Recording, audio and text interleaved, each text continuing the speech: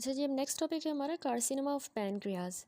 इसमें सबसे पहले इंसिडेंस बता रहा है कि मोस्ट कॉमन जो मैलिग्नेंसी होती है ना पैनक्रियाज की, वो याद रखिएगा 90% केसेस में एडिनो कार्सिनोमा होता है। 70% जो एडिनो कार्सिनोमा होते हैं वो हेड ऑफ द पैनक्रियाज में, देखिए ज़्यादातर, और 30% बॉडी या टेल में होंगे। तो मेन में ज़्यादा होता है, पीक एज 55 to 65 की एज में पैनक्रियाटिक कार्सिनोमा। इसकी इटियोलॉजी है, अगर बहुत टाइम से लॉन्ग टर्म एक्सपोजर हुआ हो डीडीटी से, ठीक है, स्मोकिंग करता हो पेशेंट, या क्रोनिक पैनक्रियाटाइटिस भी जो है वो पैनक्रियाटिक कार्सिनोमा करवाता है, ठीक है, क्रोनिक में। अब क्योंकि इसमें हमने कॉम्प्लिकेशन पढ़ी थी।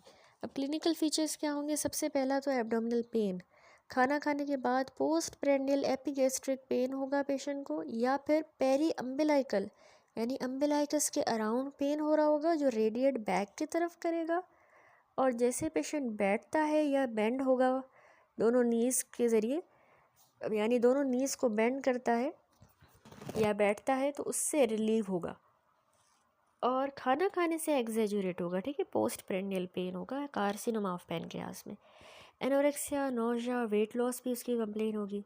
Jaundice, majority of the cases में याद रखिएगा इन्वॉल्वमेंट होती है जिनमें हेड ऑफ द पैनक्रियाज की, तो उसमें पेनलेस एंड प्रोग्रेसिव जॉन्डिस जो है प्रेजेंटिंग कंप्लेन होती है, यानी ऑब्स्ट्रक्टिव जॉन्डिस। इसके अलावा डायरिया, स्टीटोरिया, ये भी इसमें कार्सिनोमा ऑफ द पैनक्रियाज में कॉमन है। Number 5, Courvoisier sign.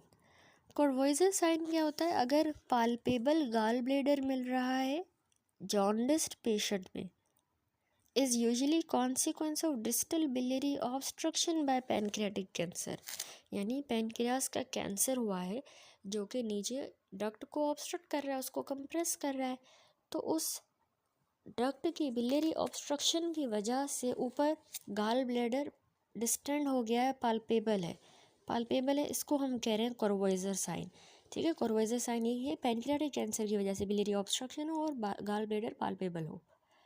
Number 6, patient को एपिगैस्ट्रिक मास होगा, ठीक है, जो एग्जामिनेशन पे मिलेगा। तो अब क्या इन्वेस्टिगेशन हम करवाएंगे ऐसे पेशेंट में? लैब फाइंडिंग में सबसे पहले LFT पे तो हमें ऑब्स्ट्रक्टिव जॉन्डिस मिलेगी।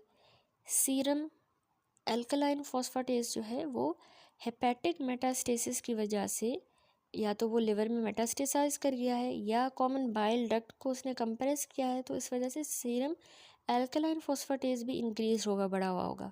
दूसरा, हाइपरग्लाइसीमिया या ट्रू डायबिटीज़ होती है 10 to 20% ऑफ द केसेस में, ठीक है। कार्सिनो एम्ब्रियोनिक एंटीजन 19-9 एक ट्यूमर मार्कर होता है जो कार्सिनोमा ऑफ द पैनक्रियाज के साथ एसोसिएटेड होता है। इसकी 70% सेंसिटिविटी, 87 स्पेसिफिसिटी। तो ये भी अक्यूट और क्रोनिक पैनक्रियाटाइटिस में भी एलिवेटेड होता है और कोलिंजाइटिस में भी, ठीक है। तो इसके हम ये मार्कर करवाएंगे इस ट्यूमर को डायग्नोस करने के लिए।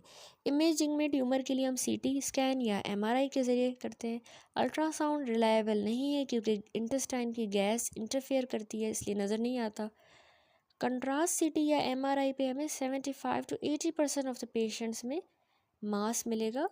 अलो getting percutaneous fine needle aspiration biopsy, फिर हम बायोप्सी भी ले सकते हैं।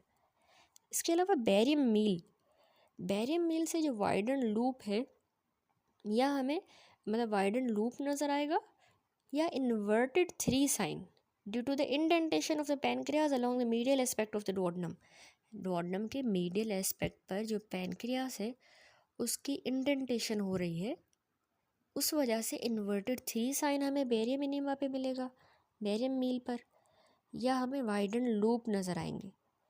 ERCP हम कराएंगे, ये भी हेल्पफुल होता है जब हमें डायग्नोसिस डाउट में हो, तो कैंसर में हम फिर ERCP करेंगे और कॉमन बाइल डक्ट में स्टेंट लगा सकते हैं ERCP के ज़रिए, ताकि उसकी ऑब्स्ट्रक्टिव जॉन्डिस जो है वो रिलीव हो, ठीक है।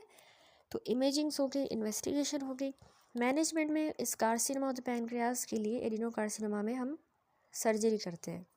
पहले तो इसकी क्यूरेटिव सर्जरी है जो पॉसिबल होती है पेशेंट्स में जिनका कैंसर सिर्फ हेड ऑफ द पैनक्रियाज तक लिमिटेड है, तो हम क्यूरेटिव सर्जरी कर सकते हैं। सिर्फ 15% कैंडिडेट्स जो हैं वो क्यूरेटिव सर्जरी के होते हैं। इस प्रोसीजर को हम कहते हैं विपल्स प्रोसीजर, विपल्स, जिसमें पैंक्रियास को रिसेक्ट करना होता है और कॉमन बाइल डक्ट और डुओडेनम की क्या करनी होती है, एक्ससीजन। सर्जिकल मोर्टेलिटी भी हाई है। दूसरी पैलिएटिव सर्जरी होती है जो हम ऑब्स्ट्रक्टिव जॉन्डिस से प्रिवेंट करने के लिए और रिलीव करने के लिए मेजॉरिटी लोगों में पैलिएटिव करते हैं, जिसमें अनास्टोमोसिस करनी होती है, ठीक है, गाल ब्लेडर की जेजुनम के साथ, गाल ब्लेडर जेजुनम के साथ अनास्टोमोस। ये हो गई पैलिएटिव, 2 सर्जरीज हो गई। अब आता है combined radio and chemotherapy may be use for the palliation of unresectable cancer, जो पैनक्रियास तक कन्फाइंड है, रिसेक्ट नहीं कर सकते, तो उसमें फिर कीमो और रेडियो दे दे पैलिएशन के साथ। पेन हो रहा है कैंसर में तो उसमें हम मेथाडोन या मॉर्फिन दे सकते हैं। Prognosis is very poor of the adenocarcinoma of pancreas. That's it.